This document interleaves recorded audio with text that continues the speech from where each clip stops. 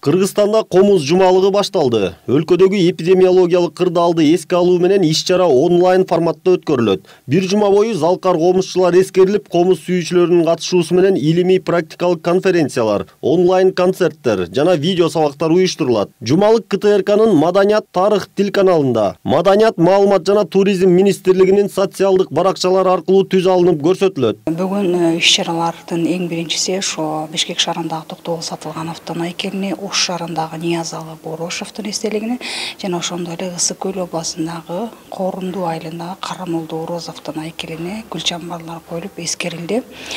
Эртең Коомдук телерадио корпорациясынын Маданият тарых телеканалы аркылуу бүгүнкү күндөгү кыргыз күйлөрүнүн өнүгүү тенденциясы аталышындагы илимий практикалык конференция, ошондой эле 10 сентябрь күнү Таңшы комуз аталышындагы онлайн концерт өтмөкчү. Бул жерде биздин салттуу музыка өнөрлөрүн алып жүрүүчүлөр, ошондой эле чоң жана жаш муунда комузчулардын катышуусу менен.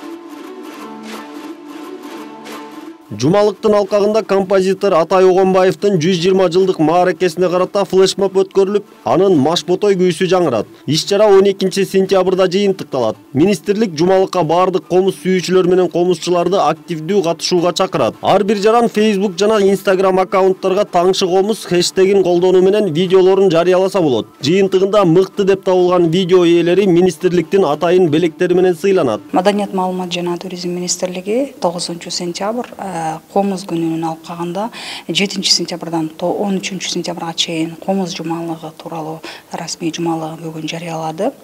Бул жумалыктын алкагында биз бардык иш-чаралардын бардыгы ошо өлкөдөгү киргизилген эпидемиологиялык шартка ылайык онлайн форматта өткөрүлөт.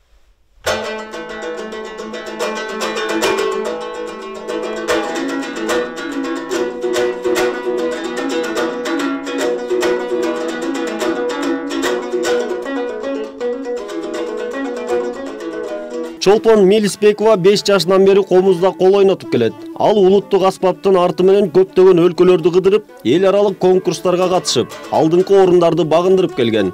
Чолпон айымда комуз жумалыгына бул ирет активдүү катышууну көздөп турган чагы. Ушул дуалда илинип турган жакшылык, жетишкендиктер бул канча жылдан бери ошо эмгек кылып келип жатып, ошол 2003 жылы калп айтпасам башталган. Жеке сынактар, чет мамлекетте сынактар башталган. Ошол менин мустатымдын күчтүүлүгүнөн, кыйындыгынан ушундай даражага жетип, жакшы жетишкендиктерге жетиштим го деп ойлойм. Устатым аябай мындай мага жакшы эрк күч берип турчу, мотивация жакшы берип турчу, сеники баары окшошот, кыла аласың, жетише аласың деп мени сүйрөп отуруп, көптөгөн конкурстардан калтырбай ар бир конкурс болгон сайын катыштырып отуруп, чет мамлекеттин дүйнө жүзүн ошол улуттук аспабынын арты менен кыдырдым, көрдүм десем болот. Комузчу айым кыргыздын улуттук аспабын, андан чыккан кыргыздын улуу күүлөрүн дүйнө жүзүнө таанытууну көздөйт. Менин тилегим, менин максатым, менин азыркы учурда аракет кылып жүргөнүм бул ошол биздин комузубузду, биздин улуттук аспабыбызды даңазалоо. Бир гана ошол кыргыз элин эмес, Кудайга шүгүр, мурунку заманга караганда азыр комузду көбүрөөк баалашат, көбүрөөк билишет комуз жөнүндө. Жада калса мына былтыр ушинтип официалдуу түрдө ушундай комуз күнү болуп жарыяланды. Ушуга абдан кубанычтабыз.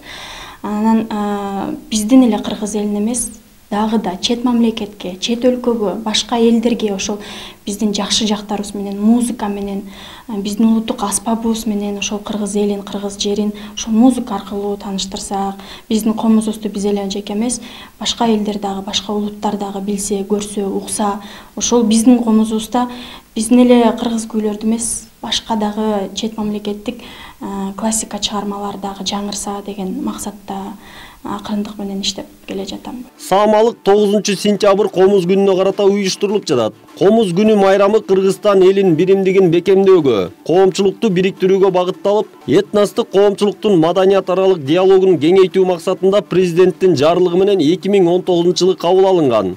Айдар Темиралиев, Жантай Макенов, Пирамида.